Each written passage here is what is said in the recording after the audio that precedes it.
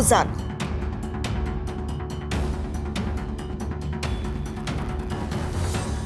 বান্দিলে ওলাইছে কোটি কোটি টকা চাপৰত উঠিছে টকাৰ উজান আৰক্ষীৰ অভিযানত ধৰা পৰিছে বান্দিলে নোট চাপৰৰ ধীৰঘাটৰ বৰঘোলাত চলোৱা এই অভিযানত উদ্ধাৰ হৈছে জাল নোট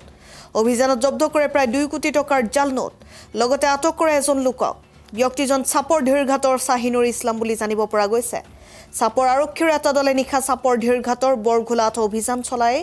এই 2 কোটি টকাৰ জাল নোট সহ লোকজনক আটক কৰিবলৈ সক্ষম হয় জানিব পৰা মতে এই 2 কোটি টকাৰ জাল নোট 7 লাখ টকাত বিক্ৰী কৰাৰ যোজা কৰিছিল সাধু চক্ৰই কিন্তু আৰক্ষীয়ে হাতেলুতে ধৰি থানালৈ লৈ আহে আমাৰ এইটো জায়গাটোৰ নাম আছে বৰগোলা কিন্তু আমার চাপর থানার আমার ওসি স্যার আইছে আমার আইসি আইছে আমার সিআই স্যার আইছে আহি কিনে আমার এই জায়গাত 2 নম্বৰ টাকাটো উদ্ধাৰ কৰিল আৰু ল'ৰাটোৰ নাম আছিল শাহিনুৰ দীৰ্ঘাট শাহিনুৰ ইছলাম আৰু তাৰ দেউতাৰ নাম হ'ল কালাম কিমান টকা পাইছে 2 কোটি মান সব জাল নোট 2 কোটি টাকা উদ্ধাৰ কৰিল আমাৰ বৰগোলাৰ পৰা এই ৰাস্তাত থেকে উদ্ধাৰ কৰিছে কি কাৰণে আনিছিল এই টকাখিনি ইয়াত এই টকাটো বেলেগক দিব ঠকাব মানে বিজনেছ 2 কোটি দিয়ে 7 লাখ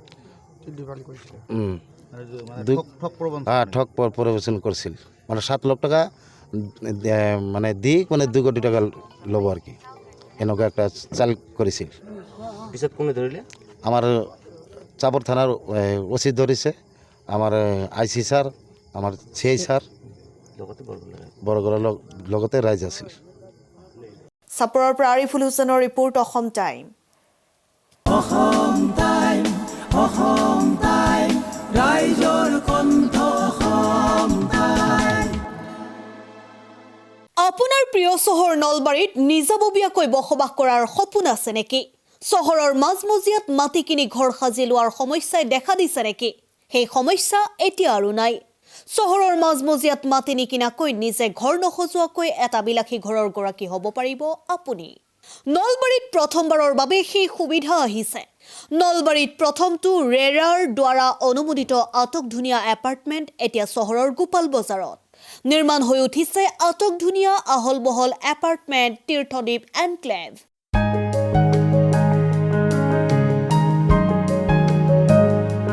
চহৰৰ গোপাল বজাৰৰ ডিআইচি পথত নিৰ্মাণ হৈ উঠিছে তীৰ্থদ্বীপ এনক্লেভ এপাৰ্টমেণ্ট 2টা আৰু 3টা আটক ধুনীয়া শুৱনি কোঠাযুক্ত সপোনৰ ঘৰ যথোপযুক্ত গাড়ী পাৰ্কিঙৰ সুবিধা নিৰিবিলি পৰিৱেশ যাতায়াত আৰু যোগাযোগৰ উপযুক্ত সুবিধা আপোনাৰ সপোনৰ ঘৰখনৰ বাবে ন্যূনতম হাৰত বুকিং চলি আছে পলম নকৰি এতিয়াই যোগাযোগ কৰক 9706010636 আৰু 9954253864 নম্বৰত